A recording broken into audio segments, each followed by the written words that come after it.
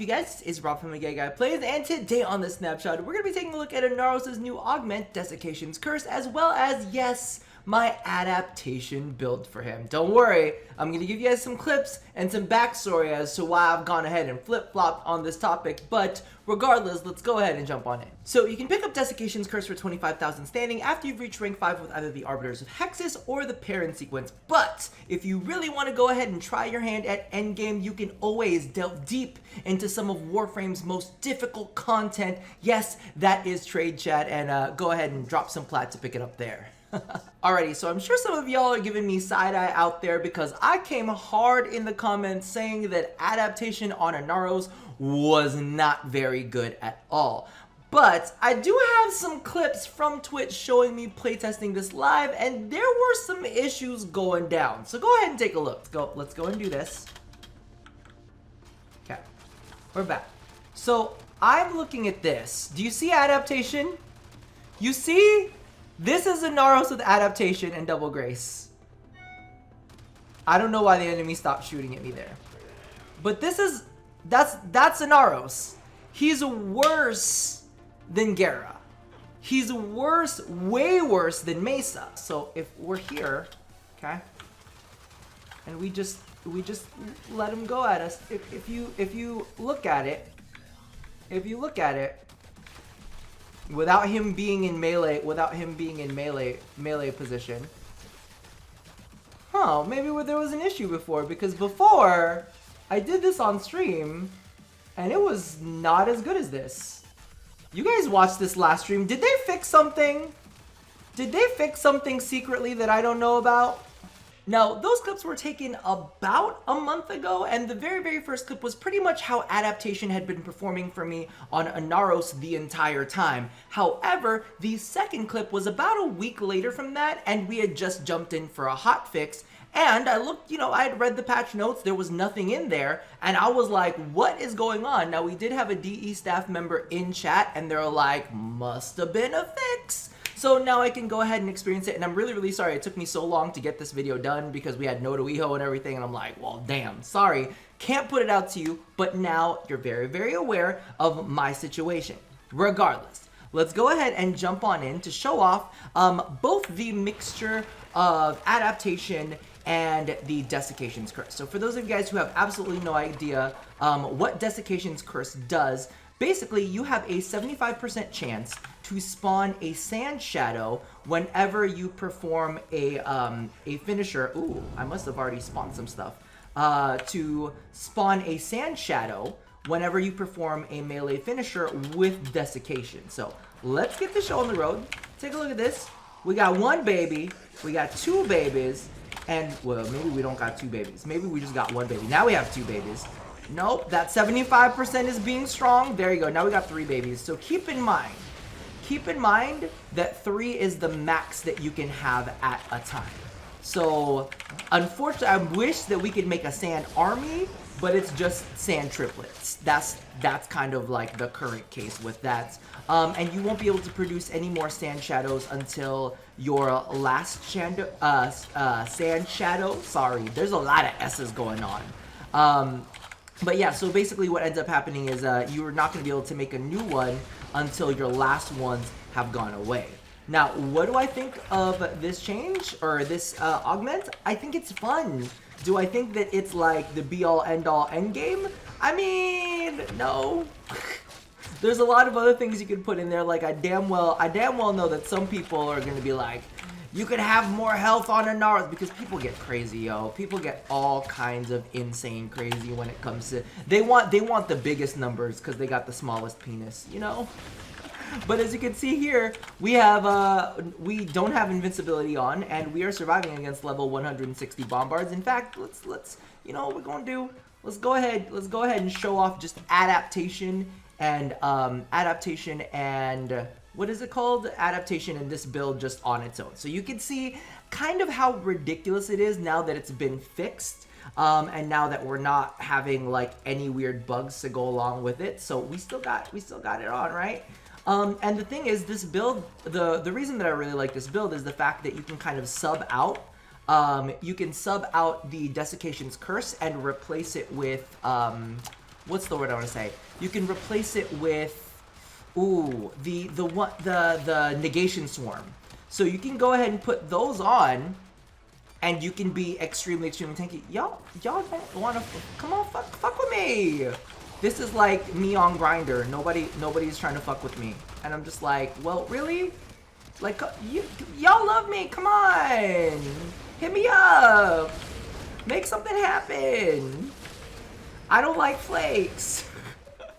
I'm using Avery, and I haven't even put in any survivability on this. So, it's nice to see all of this. It's been working for a while though, yo. I gotta put that out there. It's just that my ass has been really late to the party because of all of the holiday stuff. But now you can kind of see it live with Dessication's Curse. Now, the one thing that I do have to say that I really like about Dessication's Curse is I found it very interesting, his ability to make sand shadows. But the only way he could make sand shadows is, oh, I'ma die. I need to put, well, actually, I don't think I'm gonna die. Let's see what happens. We're just gonna go like this, and we're just gonna see what happens with adaptation. I mean, it's still, we're seeing some numbers go down, we're seeing some numbers go up. I'll be real with you. I don't even know if I need negation. No, you might need. Yeah, I might need a little extra sand scarab help. I might just a little bit of sand scarab help. Oh, I killed myself. I get it. That's my own fault. Listen, stop trying to suck him. Just let me get out. There you go. I forgot that what to call this, his stupid scarab thing sucks out your health, so I basically ended up killing myself. But you saw pretty much how it worked, but like I was trying to say before I was rudely interrupted by my own death, is that the only way to make sand shadows was through Devour, and Devour's a really fucking pain ability, if I'm gonna be honest with you. If I had my hands on Inaros, I would change the way that worked completely. But legitimately, Devour was just you suck in enemies, and sometimes the suck just took way too fucking long, especially if you're working on high level targets, and you just couldn't just suck them into submission and then go ahead and make a sand shadow. Like, the amount of time it took you to suck them with Devour was longer than the duration of the sand shadows, and this duration on the sand shadows is fixed, and it's not moddable. Like, you can't add more duration mods. It should be 15 seconds. So with this, you're getting the 15-second sand shadow, and you're getting 3 at max. So let's go ahead and take a look at the current build that I am running. So as you can see right here, it's an Umbral build. Well, it's taken a second, but as you can see, it is an Umbral build. We are using Umbral Vitality and Umbral Fiber. We've got Streamline, we've got Stretch because I like a little bit of range, and I've been feeling like, especially when you are getting hit, and that's the issue with using something like Hunter's Adrenaline. Hunter's Adrenaline is fabulous, but it only helps you if your ass is getting hit, you know? So you gotta put yourself in the middle of the fray in order to get that to happen. It's a really tight build.